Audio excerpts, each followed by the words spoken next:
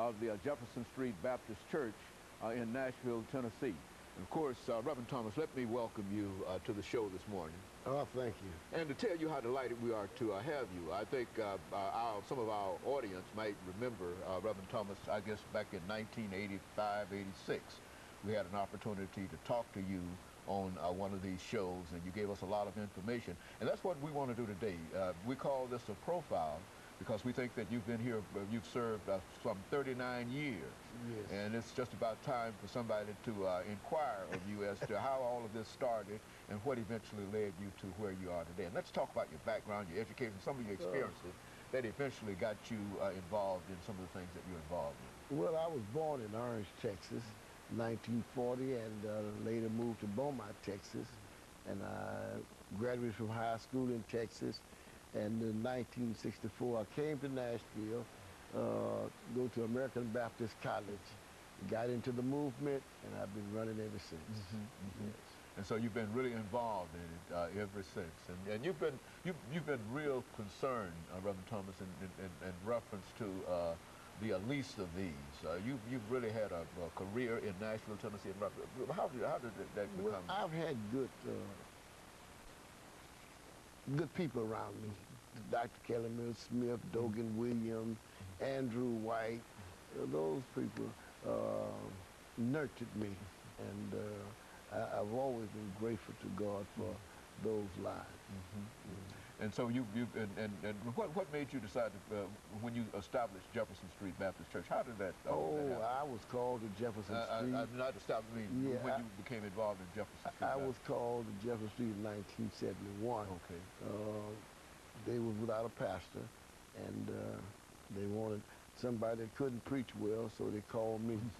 And I've been there ever since. They said if I ever learn how to preach, they're gonna let me go. Let you go, and so you've been there ever since. Ever since. Very good. And we know that you are a great preacher, Reverend Thomas. We hear you almost every Sunday on the radio and all around town, and people talk about some of your sermons. And Yes. so and so sometimes you try to diminish your own significance in terms of what has happened, but you've been involved in a lot of things, and I can personally witness to that because I've been there. You know, I've watched it too. You see, and I don't think your hair is any more gray than my hair. You see, so yes, and we understand that. But you know, Reverend Thomas, you've mentioned some of the individuals, and I think we've seen over the last many years.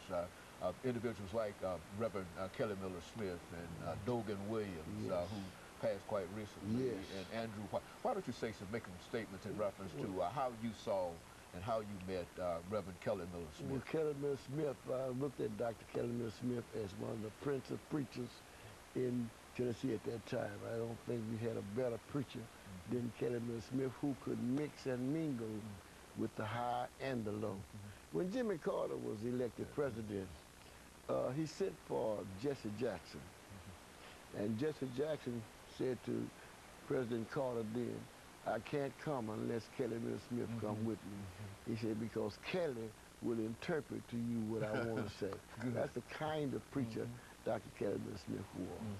Yes. And he was part of the movement. Yes, he was the movement. In fact, at that time, when we wanted some light, we had to look to First Baptist Capitol Hill. That's where everything took place, at First Baptist Capitol Hill, and we waited for Dr. Smith's directions. Now, when we were marching in the 60s, we had T.C. Vivian, James Bevel, all of those fellows, but Kelly was the key man. And so everybody. Now, what was the relationship with Reverend Smith and Martin Luther King? I understand that Dr. King came to Nashville on a number of occasions. Oh, yes, but Kelly was the key man that could bring Dr. King in. I remember Dr. King coming over to Tennessee State. And during that time, we would go to beer giants, we'd go to grocery stores, cafes, and raise money. And put that money in a bottle, and then when Dr. King got here, we brought all that money to Dr. King, to the school, to the SU. And I was a cocky freshman then. and Dr. King was standing up there. I just walked up there and grabbed his hand, started shaking his hand. And so that was the way you introduced yourself to Dr. King. And of course, Reverend Thomas, we're getting ready for our first commercial break. And when we come back, we'll have an opportunity to pick up at that. But that's essentially what we want to hear. Some of the information about some of these individuals we know to be significant, and you are the individual that has some of the information. And so that's why we want to do what we call this profile. And of course, we'll be back with our audience following this very, very short commercial break.